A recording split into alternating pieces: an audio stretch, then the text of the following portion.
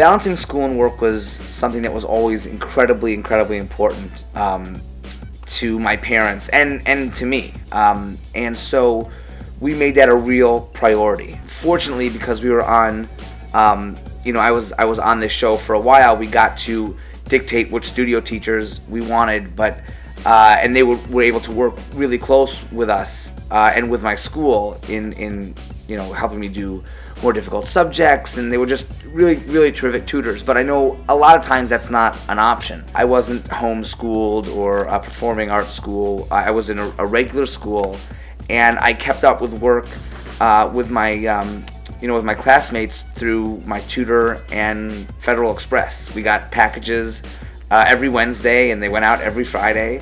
And I would stay up with my class so that if we had a day off, or even if I had a late call, or if we were on hiatus for a week, I'd be able to go right back into school and back out, because school was incredibly important, not just for the education, but also for the social aspect. We didn't have looking ahead, so I didn't really have friends, and so my parents realized this very quickly, that I was pretty lonely, pretty down before I was enrolled in school in Los Angeles. We always felt that while the entertainment business was great, I loved doing it, it was a lot of fun, I was fortunate enough to be working, we didn't know if that was going to be a long-term thing.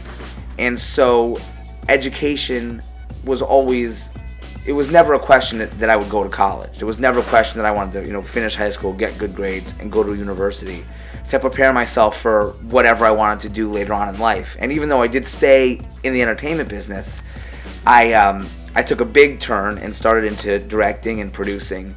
And I feel, had I not done that, had I not gone away to school, had I not taken my studies as seriously, a lot of the doors that were open to me after college wouldn't have been open to me, even in the same industry, and certainly not in any other industry. That balance of school and work was really important, and we just worked very closely with my tutors and with my teachers at school to make sure that there was never a disconnect, to make sure that I was always working as closely with the material that my other friends at school were working with, and so that I really didn't lose anything. Nothing was lost in translation going back and forth from work.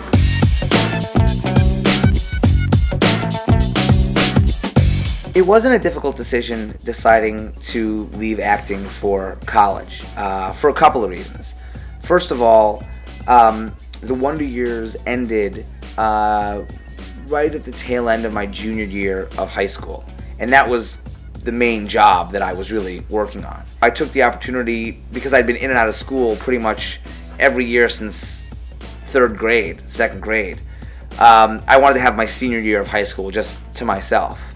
And so I did, and then that segued right into college. So it wasn't like I left a job to go to college. I think we might have turned a couple of things down, but for the most part, it was a very natural, transfer, right from working. Acting ended, the show was finished. I went to high school and then right on to college. The other reason it was easy is because I had made up my mind that it was going to be easy. I was very committed to going to college. I was very committed to graduating high school and going right to college.